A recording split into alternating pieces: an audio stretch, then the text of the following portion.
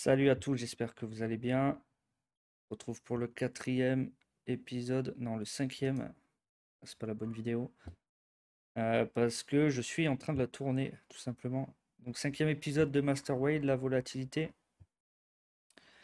Donc la volatilité est un concept clé dans l'analyse des marchés financiers, représentant l'amplitude et la fréquence des fluctuations de prix d'un actif sur une période donnée. Elle est souvent perçue comme une mesure du risque car une volatilité accrue signifie des mouvements de prix plus importants et imprévisibles. Il faut savoir qu'il y a des hedge funds qui ne traitent pas du tout la tendance et qui traitent euh, seulement la volatilité. Donc c'est quelque chose, c'est un concept ultra important, très oublié, souvent oublié. Pourquoi? Bah parce qu'on cherche, un trader, il cherche de la volatilité pour faire du gain. Il ne veut pas un marché plat. Donc voilà, des indicateurs de volatilité, il ne faut pas hésiter à en utiliser. Je vais vous en montrer deux. On va parler de deux types de volatilité, je vais y revenir après. Donc là, on va parler tendance et volatilité, voilà, pas confondre. La tendance et la volatilité sont deux concepts distincts mais complémentaires pour analyser les marchés. Ils fonctionnent souvent de manière opposée. J'ai mis le casque, je ne sais pas pourquoi. Donc tendance haussière associée à la confiance. Donc on a une confiance des investisseurs, donc on a une volatilité réduite. Ok. La hausse des prix est généralement synonyme de stabilité. Tendance baissière, on va avoir une volatilité accrue. Pourquoi? Parce que l'inquiétude euh, alimente l'inquiétude, la peur alimente la peur, et on va avoir une volatilité qui va augmenter et des marchés qui vont prendre cher. Lié à l'inquiétude et à l'incertitude, ce qui alimente la volatilité. Ok. La volatilité présente trois caractéristiques importantes. Normalité, elle a un niveau moyen identifiable et tout excès, hausse ou baisse tend à se corriger revenant à la moyenne. Ok. Persistance, une volatilité croissance tend à continuer dans cette direction. Comme je viens de dire, la peur alimente la peur. Donc voilà, on va avoir des courbes haussières sur la volatilité, nourries par l'incertitude, tandis qu'une baisse de la volatilité est généralement durable. Cyclicité, la volatilité évolue par cycle, revenant toujours à sa moyenne après des pics. Alors, deux types de volatilité, implicite et historique.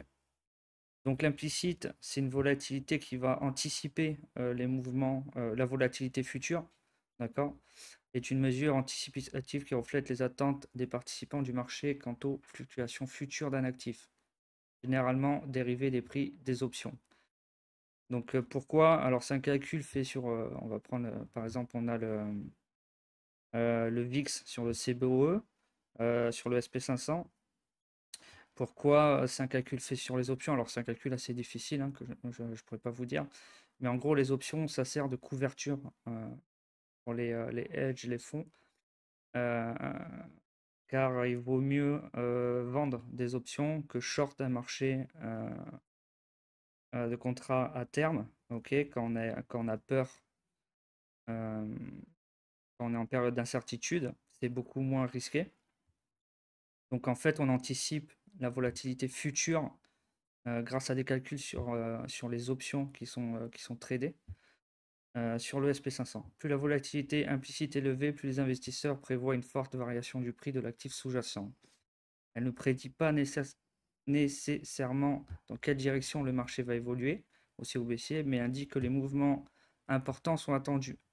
Les traders et investisseurs utilisent souvent la volatilité implicite pour évaluer les risques associés à des options ou pour ajuster leur stratégie en fonction des conditions du marché. Donc c'est le VIX, on va y venir après. Enfin, il y a le VIX parmi la volatilité implicite disponible sur TradingView. Et volatilité historique, bon, bah, comme écrit dans le nom, hein, on se base sur ce qui s'est passé. La volatilité historique, également appelée volatilité réalisée, mesure l'ampleur des fluctuations passées d'un actif sur une période donnée. Contrairement à la volatilité implicite qui est prospective, la volatilité historique est basée sur des données de prix passés.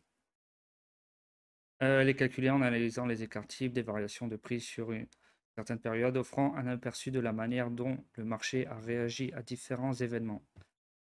Les traders utilisent cette mesure pour évaluer la stabilité d'un actif et pour comprendre comment il a réagi aux précédentes conditions de marché. Allez, on commence par le VIX. Donc, VIX est un indice calculé par le CBOE qui mesure la volatilité implicite, donc future, des options sur le SP500 à court terme. Basé sur une période allant de 23 à 37 jours, il est surnommé indice de la peur. Alors, c'est pas non seulement il mesure la volatilité, mais il mesure aussi la peur, la crainte sur les marchés. C'est comme on l'a compris plus tôt, volatilité qui monte, ça peut signifier aussi marché en baisse, car la peur alimente la peur. Donc, on peut avoir un VIX qui monte, donc qui annonce de la volatilité, mais qui annonce aussi un marché à la baisse. Voilà, il faut essayer de faire le lien entre tout ça. Il y en a un, car il reflète l'incertitude des investisseurs. Côté en temps réel, il permet de suivre les anticipations du marché concernant les fluctuations futures.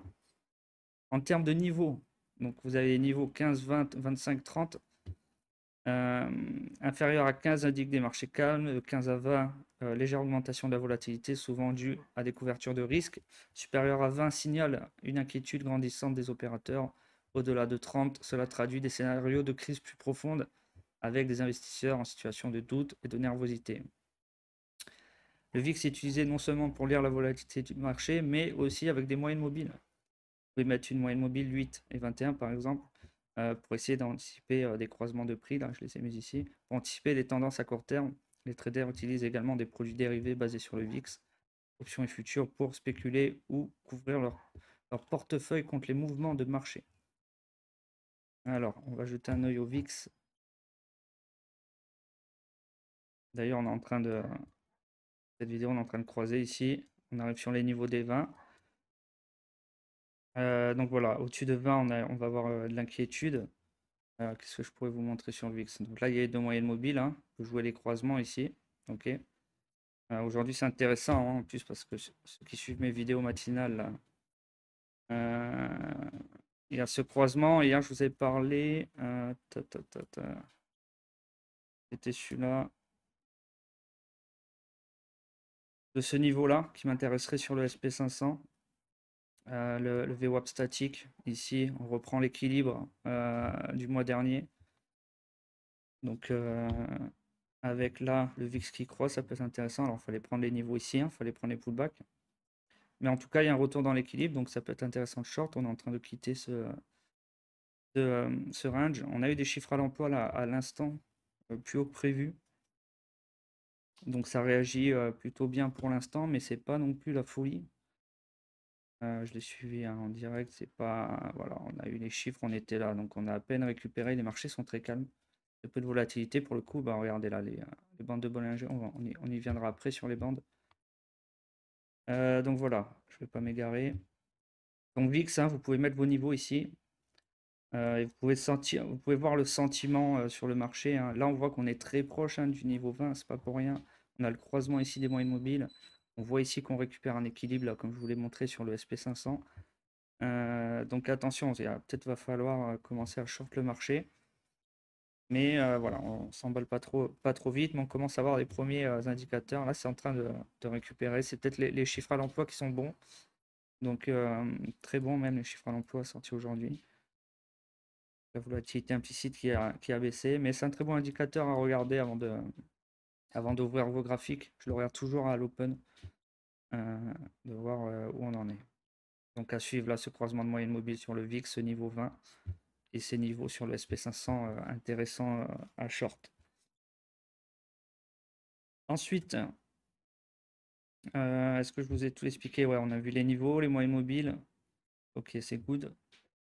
Volatilité historique, on va voir les Bollinger. Les bandes de Bollinger sont un outil populaire en analyse technique utilisé pour mesurer la volatilité des marchés, identifier des niveaux de support résistance dynamique. Elle se compose d'une moyenne mobile 20, ok, c'est celle qui est au milieu. Ah, j'ai pas changé la photo, pardon. Je le fais après. Elle se compose d'une moyenne 1 entourée de deux bandes situées à deux écarts types, ok, on a des SD2 autour. En dessous et au-dessus de cette moyenne, ces bandes reflètent la volatilité. Lorsque les bandes s'élargissent, cela indique une augmentation de la volatilité et inversement quand elles se resserrent. Les Bollinger sont particulièrement efficaces pour repérer des phases de marché spécifiques. Faible volatilité, contraction des bandes, forte volatilité, élargissement des bandes, phase de cycle du marché Donc les bandes de Bollinger permettent de visualiser 4 phases d'un cycle de marché. D'abord, les bandes sont parallèles et resserrées, signifiant une période de faible volatilité. Ensuite, les bandes divergent avec une tendance claire. Deuxième phase, indiquant un marché directionnel fort. Ensuite, les bandes changent de sens, commencent à se retourner. Cela suggère la fin de la tendance. Et puis, on revient dans les bandes qui se resserrent de nouveau. Je vais vous montrer après. En résumé, les bandes de Bollinger sont utilisées pour analyser la volatilité et anticiper les changements de tendance. Elles permettent aux traders de repérer des phases clés de marché et adapter leur stratégie en fonction des niveaux de volatilité. Alors, Bollinger. Alors, ce qu'on va faire, déjà, on va tout ça là, hop, si on ne voit plus rien.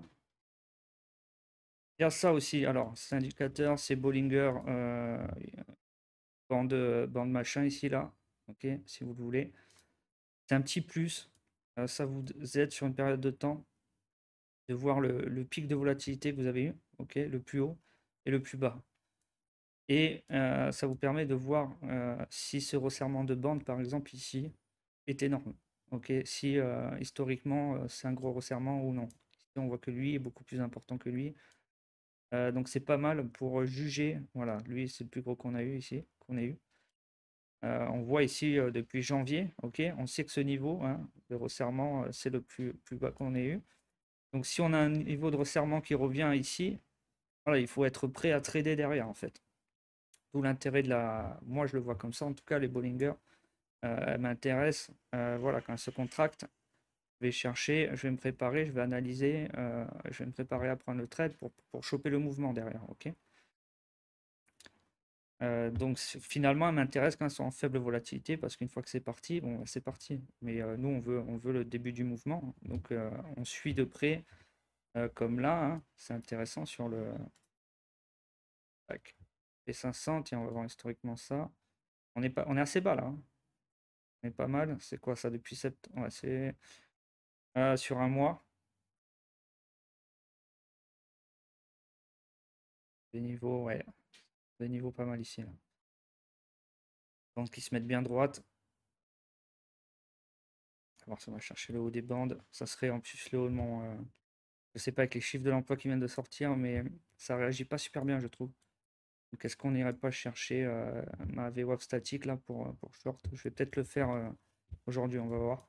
Bref, donc vous pouvez utiliser ça si vous voulez voir à peu près. Ça sera simplement pour jauger le resserrement des bandes s'il est important ou pas historiquement. Ok. Vous pouvez le laisser là et après vous le fermez ici, hein, ça prend pas de place.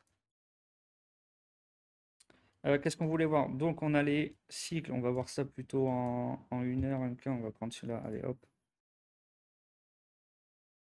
Donc vous voyez, hein, les 4 phases, on les voit bien ici, hein. Donc resserrement, expansion, on va dans l'autre sens et on se remet à plat. Ok, on se remet à plat et on repart. Donc ici on rentre pas, hein. On attend ici, on se prépare. Déjà tendance primaire, plus de chances que ça aille par le haut. En général, alors là il y a un gap. Alors, en général, on attend une clôture. Ce qu'on fait, c'est qu'on va attendre une sortie de BB serré. On va attendre une clôture, par exemple. Clôture au-dessus ou en dessous pour prendre le trade. Et pour savoir quand arrêter un trade, donc on va souvent sortir des bébés, là, comme je vais vous le montrer. Ça, en 1 heure, c'est un peu large. Un bon exemple ici, est-ce que j'en ai un?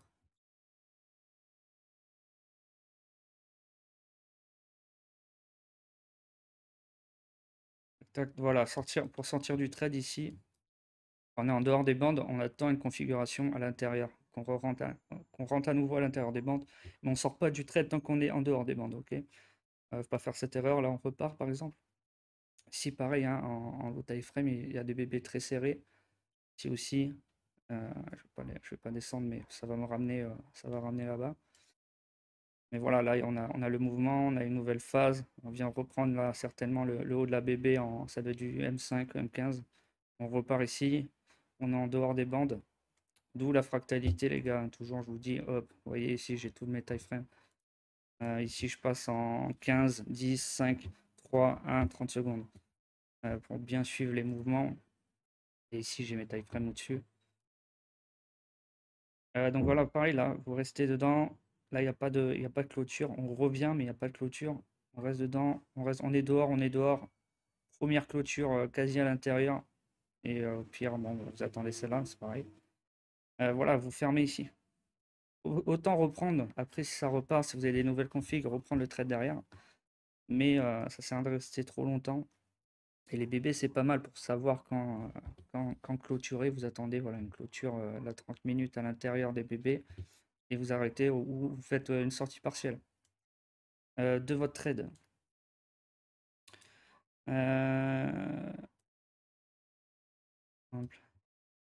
Vous voyez, c'est pas mal en suivi de tendance aussi. Là, on part. Ok. On canalise. Hop, les bébés qui se resserrent, qui se remettent à plat. On revient prendre le bas. Boum, on repart par le haut. Suivi de tendance primaire. Hop, on se remet à plat. Vous voyez les phases, hein. Tac, tac. Juste en restant dans la tendance, finalement, euh, vous avez juste en suivi de tendance, parce que vous avez plus de chances de suivre la tendance primaire, hein. Voilà, vous pouvez faire du résultat, hein. On se remet à plat ici, ok, ici on attend. On ne traite pas à l'intérieur de ça, on attend une sortie des bébés ici, hop. Il y a un peu de profit, on revient dans les bébés, on voit qu'on clôture à l'intérieur, on ferme ce profit. Ici pareil, ici on a un gap. Donc voilà, pour les phases de volatilité, qu'est-ce que je pourrais vous montrer? Tac, 15 minutes, ça sent un peu plus peut-être. Sortie des bandes, clôture à l'intérieur, stop SL, stop take profit.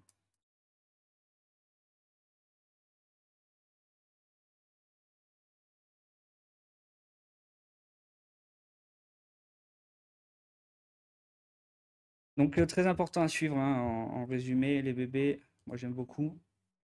Surtout quand elles se contractent bien, là, je sais qu'il y a un gros truc qui arrive, on a envie d'être dedans, parce on veut la volatilité en tant que trader, on veut pas, le reste on s'en fout, on veut faire du chiffre rapidement.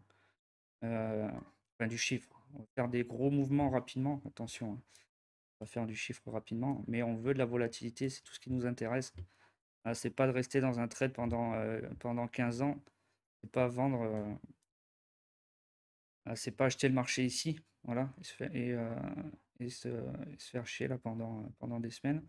Ok, donc on attend, ici on doit avoir de la contraction.